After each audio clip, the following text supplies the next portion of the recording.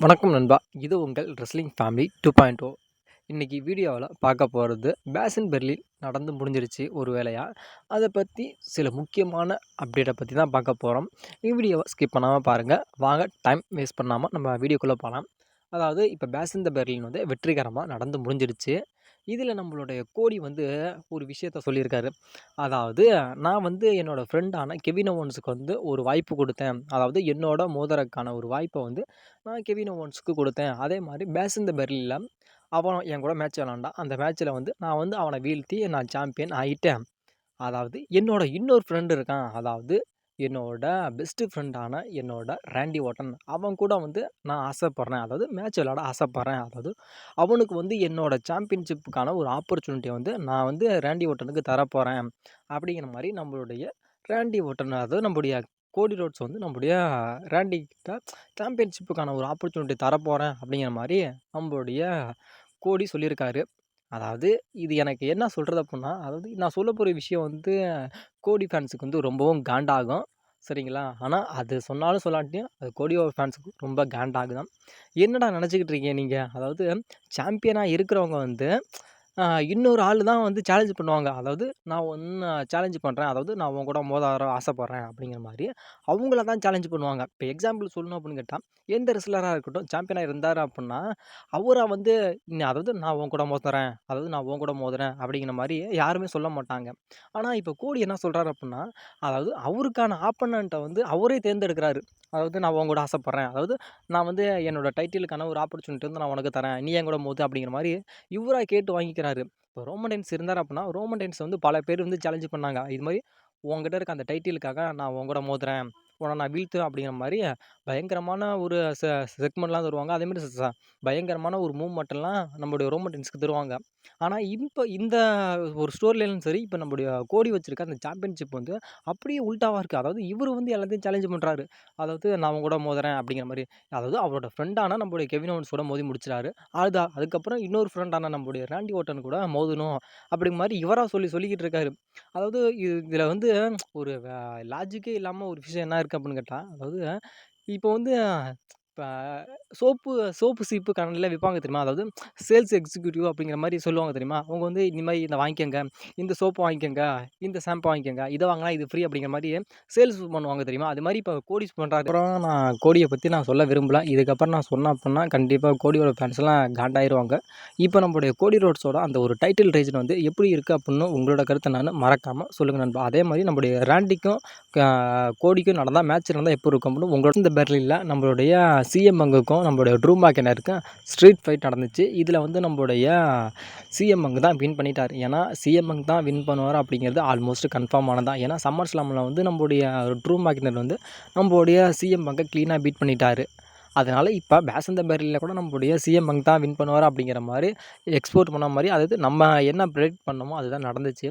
ஆனா உண்மையிலுமே மேட்ச் வந்து ஒரு தரமான மேட்சா டபிள்யூ குடுத்தாங்க அப்படின்னு சொல்றதுக்கு வார்த்தைகளே கிடையாது. கண்டிப்பா சொல்லுவேன். ஆனா மேட்ச் வந்து உண்மையிலுமே தரமா இருந்துச்சு. ஆனா மேட்ச் முடிஞ்சதுக்கப்புறம் பேக் ஸ்டேஜில வந்து நம்முடைய சிஎம் பங்க்ட்ட இன்டர்வியூ எடுத்திருக்காங்க. அதாவது நீங்க வந்து ட்ரூ மேக்கின்டையர க்ளீனா பீட் பண்ணிட்டீங்க. இந்த மேட்ச்ல நீங்க வின் பண்ணிட்டீங்க.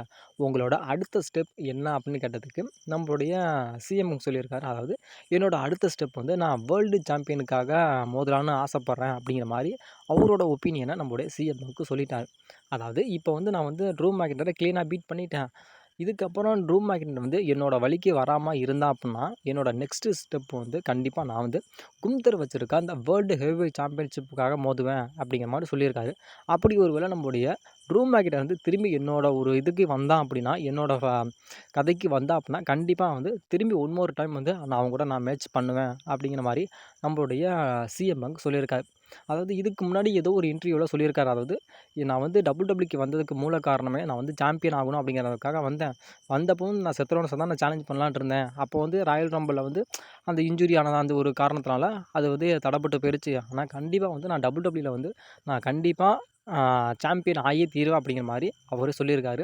அதுக்கான ஒரு முதல் அத்தியாயம் தான் இது. கண்டிப்பா நம்முடைய ட்ரூ மேக்கின்டையர் வந்து நம்முடைய கும்தர் கூட மோதுவாரா அப்படிங்கிறது ஒரு மிகப்பெரிய ஒரு கேள்விக்குறி தான். என்ன பொறுத்தவரைக்கும் கண்டிப்பா இப்ப சிஎம் பங்க் வந்து நம்முடைய கும்தர் பக்கம் போறதுக்கு வாய்ப்புகள் ரொம்ப ரொம்ப ரேரான விஷயம். ஏன்னா, கண்டிப்பாக சம்மர் ஸ்லாமில் வந்து நம்முடைய ட்ரூ மேக்னர் வந்து நம்முடைய சிஎம் பேங்கை பீட் பண்ணார். இப்போ வந்து பேசன் த பெர்லினில் வந்து நம்முடைய ட்ரூ மேக்னர் வந்து நம்முடைய சிஎம் பேங்க்கு பீட் பண்ணிட்டார். அதாவது இவருக்கு ஒரு பாயிண்ட், இவருக்கு ஒரு பாயிண்ட் அப்படிங்கிற மாதிரி ஈக்குவலாக இருக்கனால கண்டிப்பாக இப்போ அடுத்த பேப்பர் நடக்க போகுது எதுன்னு கேட்டால், அதாவது பேட் பிளட் லைன். இந்த பேப்பரியில் தான் நம்முடைய சிஎம் பேங்குக்கும் நம்முடைய ட்ரூ மேக்னருக்கான அந்த ஒரு கான்ட்ரவர்சல் அப்படிங்கிறது தொடரும் அப்படின்னு சொல்லப்படுது. அதாவது இந்த பேட் பிளட் லைன் வந்து முழுக்க முழுக்க நம்முடைய சிஎம் பேங்க்கும் நம்முடைய ட்ரூ மேக்னரை வச்சு தான் இந்த பேப்பரிவே நடத்த போகிறாங்க. இதில் வந்து நம்முடைய சிஎம் பேங்குக்கும் நம்முடைய ட்ரூ மேக்னருக்கும் மேட்ச் இல்லைனா எப்படி இருக்கும்? நீங்களே யோசிச்சு பாருங்கள். அதனால் கண்டிப்பாக நம்முடைய சிஎம் பேங்க் வந்து நம்முடைய ட்ரூ மேக்னர் கூட தான் மோதுறதுக்கு அதிகமாக வாய்ப்பு இருக்குது. அதாவது பேட் பிளட் லைனில் இது வந்து ஒரு ஸ்டீல் கேஜ் மேட்சாக நடக்கிறதுக்கு தான் அதிகமாக வாய்ப்பு இருக்குது. அதனால் என்னோடய பாயிண்ட் ஆஃப் வியூவில் வந்து கண்டிப்பாக நம்முடைய சிஎம் பேங்க் வந்து நம்மளுடைய குந்தர் கூட அந்த சாம்பியன்ஷிப்புக்கான அந்த ஒரு ஃபியூடு போகிறதுக்கு வாய்ப்புகள் அப்படிங்கிறது ரொம்ப ரொம்ப கம்மி தான்.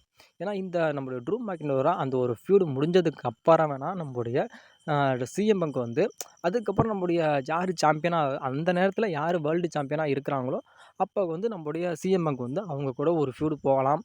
இல்லை நியூ சாம்பியனாக கூட நம்முடைய சிஎம் பேங்க் ஆகலாம். என்ன பண்ணுறாரு அப்படிங்கிறத நம்ம வெயிட் பண்ணி வேணால் பார்க்கலாம். ஏன்னா காலம்தான் கண்டிப்பாக பதில் சொல்லும். அதனால் கொஞ்சம் நம்ம வெயிட் பண்ணி வேணால் பார்க்கலாம். அதுக்கப்புறமா ஏப்ரல் மந்த்லேருந்து ஆகஸ்ட் மந்த் வரைக்கும், அதாவது இன்டர்நெட்டில் ரொம்பவும் அதிகமாக தேடப்பட்ட நபர்கள் யார் யார் அப்படின்னு கேட்டால், நம்மளுடைய Roman Reigns, Riya reply, live Morgan இவங்க 3 பேர் தான் சோஷியல் மீடியாவில் அதிகமாக தேடப்பட்டிருக்காங்க. எதனால் அப்படின்னு கேட்டால், ஏன்னா ரோமன் ரெயின்ஸோட ரிட்டன் அப்படிங்கிறது எப்போ இருக்கும், அதாவது ரோமன் ரெயின்ஸ் வந்து எப்போ வருவார், அவரோட ரிட்டன் எப்போ இருக்கும், டபிள்யூடபிள்யூக்கு அவர் வந்தால் அவரோட மேட்ச் யார் கூட இருக்கும் அப்படிங்கிற மாதிரி இன்டர்நெட்டில் அவரோட அப்டேட்டுக்காக ஃபேன்ஸ் எல்லாம் அதிகமாக தேடி இருக்காங்க.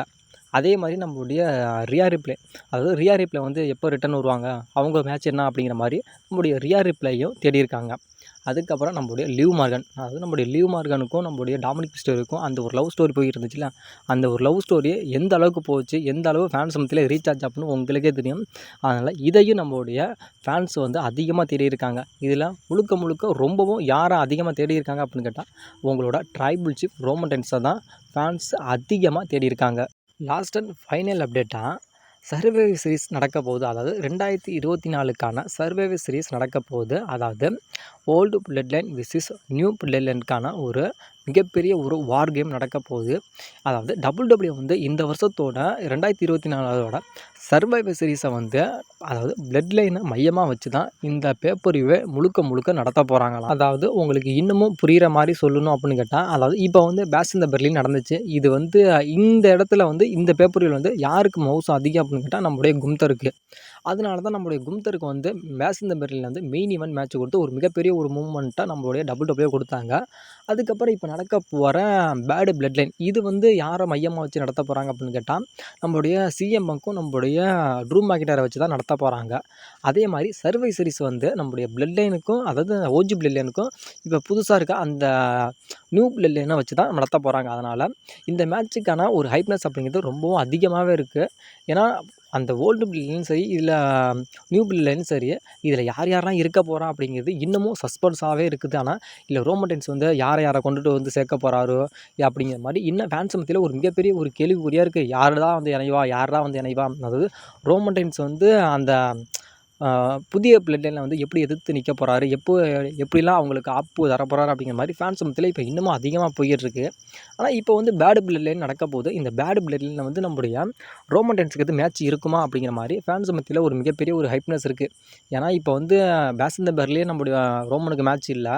அதனால் இப்போ பேடு பிளட் லைன்லையாச்சும் நம்முடைய ரோமன் ரெயின்ஸுக்கு மேட்ச் இருக்குமா இருக்காதா அப்படிங்கிற மாதிரி ஒரு மிகப்பெரிய ஒரு கேள்விக்குறியாக போயிட்டுருக்கு. என்னை பொறுத்த வரைக்கும் பேடு பிளட் லைனில் கூட நம்முடைய ரோமன் ரெயின்ஸுக்கு மேட்ச் இருக்காது அப்படின்னு என்னை பொறுத்த வரைக்கும் தோணுது. ஏன்னா இப்போ வந்து நம்முடைய சோலோ வந்து சொல்லியிருக்காரு, அதாவது நான் வந்து கண்டிப்பாக நான் ஒன் மோர் டைம் வந்து கோடி கூட மோத ஆசைப்பட்றேன். அதாவது நம்முடைய சோலோவே சொல்லியிருப்போம், அதாவது பேசன் த பெர்லினில் வந்து நம்முடைய கோடிக்கும் கெவின் ஓவன்ஸுக்கும் மேட்ச் நடக்க போகுது. இந்த மேட்ச்சில் யார் வின் பண்ணாலும் சரி, அதுக்கப்புறம் நடக்க போகிற பேப்பரில் நான் கண்டிப்பாக மோதுவேன் அப்படிங்கிற மாதிரி நம்முடைய சோலோ சொல்லியிருக்காரு. ஒருவேளை நம்முடைய பேடு பிளட் லைனில் வந்து நம்முடைய சோலோ சொல்கிறதுக்கு வந்து நம்முடைய யார் நம்மளுடைய கோடியை வந்து அக்செப்ட் பண்ணிட்டார் அப்படின்னா இந்த மேட்ச் நடக்கும். ஏன்னா என்னை பொறுத்த வரைக்கும் அக்செப்ட் பண்ண மாட்டார் தான் நினைக்கிறேன். ஏன்னா இதுக்கு முன்னாடி நடந்தப்பயே சம்மர் ஸ்லாமில் வந்து நடந்தப்பயே நம்முடைய கோடி சொல்லிட்டார், அதாவது நான் திரும்பி எனக்கு ஒரு டைம் வேணும் அப்படிங்கிற மாதிரி சோலோ கட்டதுக்கு அதை அவர் அக்செப்ட் பண்ணலை. அவர் அக்செப்ட் பண்ணாம தான் நம்மளோட கெவின் ஓவன்ஸ் அக்செப்ட் பண்ணார்.